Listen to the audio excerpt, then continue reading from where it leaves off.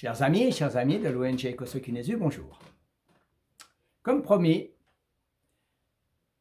nous voici pour notre série de 7 petits messages au sujet de la tripartition sociale, de la synarchie que porte l'ONG Kosokunesu depuis plus de 40 ans.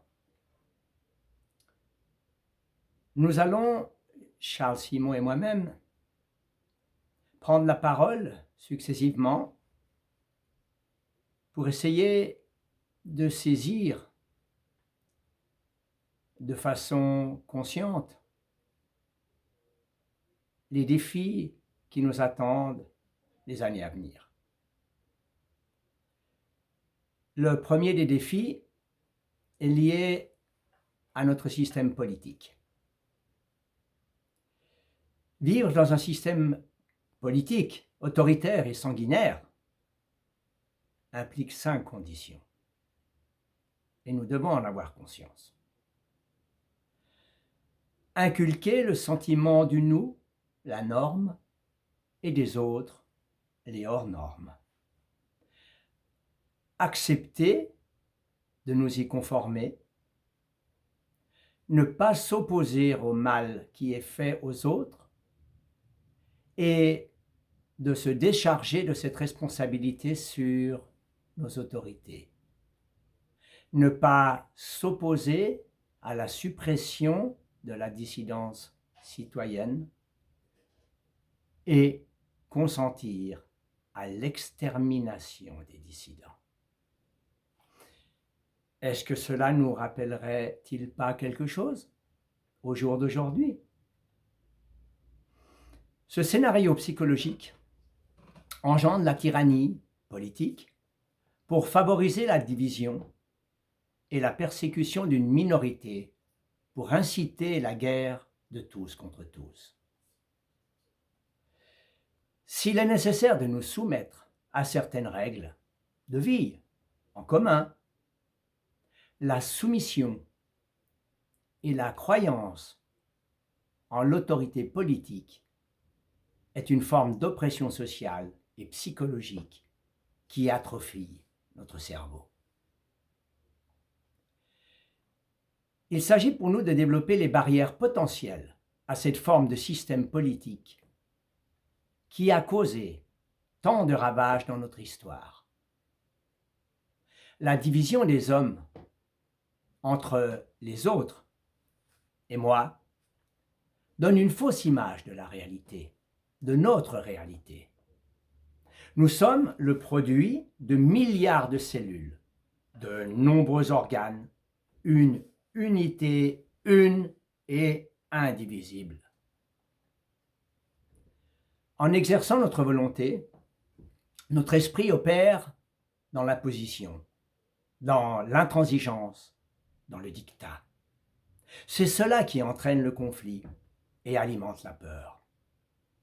L'esprit, capable de regarder un problème dans sa globalité, s'affranchit de l'essence de la peur, cette peur de l'inconnu. Il ne s'agit pas de devenir, mais d'être le nouveau. Maintenant, la conjoncture, la situation particulière que nous traversons avec si peu de sérieux nous oblige à une prise de conscience de nos besoins. En tant que citoyens de la Terre, nous ne pouvons plus nous dérober. Nous dérober à la violence des hommes. Nous ne pouvons plus oublier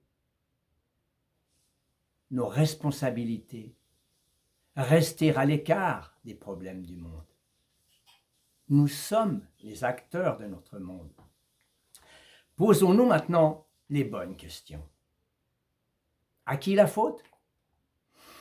Face à l'état de désordre, nous devons agir avec une vision pénétrante des problèmes, sans les déplacer, sans les mettre en attente, sans les théoriser, parce que nous ne voulons rien changer à nos mauvaises habitudes.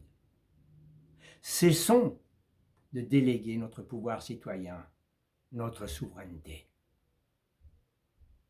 Mais Ceci n'est-ce pas le rôle de nos politiciens, de nos experts? Oh là là, on ne compte plus le nombre d'intellectuels, de scientifiques, de spécialistes, d'experts qui pondent des rapports sur l'état de la planète. Ces travaux, ces recherches, ces thèses sont la plupart du temps élaborés dans des bureaux bien feutrés, aseptisés, climatisés, à l'abri des intempéries de l'existence. C'est à qui délivrera la plus catastrophique et anxiogène information relayée par des médias avides de scoop. Et c'est toujours la faute du citoyen, à qui on fait avaler tous les fruits de la colère. La différence entre les gens d'esprit, sensibles, et les gens peu spirituels, c'est que les premiers s'excusent de penser, de respirer et d'exister, alors que les seconds revendiquent la terre entière. Et l'homme, nous direz-vous dans cette affaire? 3 tendances se dégagent de la société des hommes. Une minorité agissante, qui développe une forme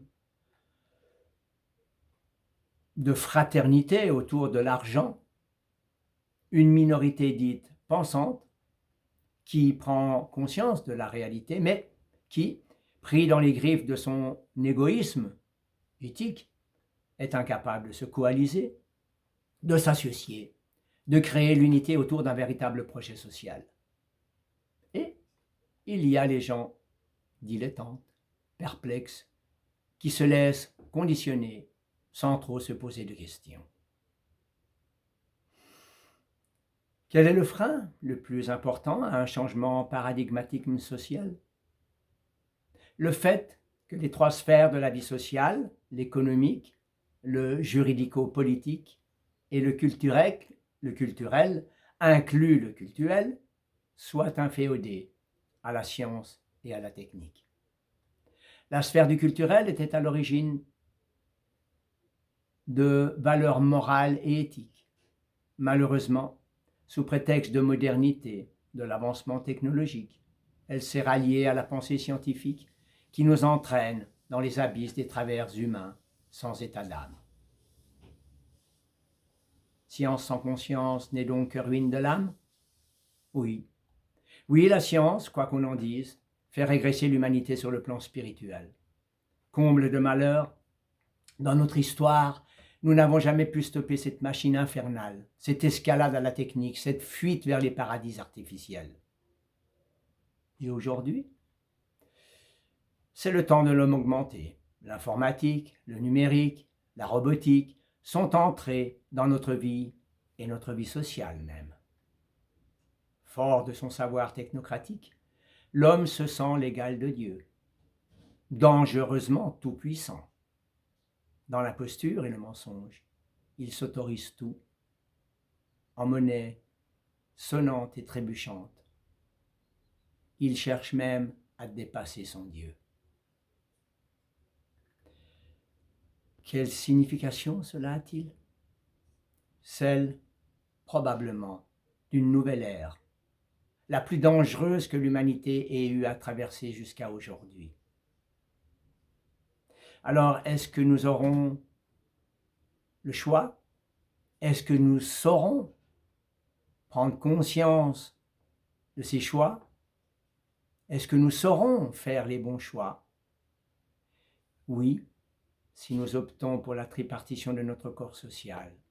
Non, si nous persistons à reproduire indéfiniment les horreurs de l'histoire.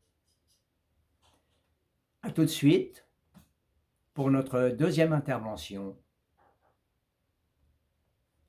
l'intervention de Charles Simon. Merci pour votre attention.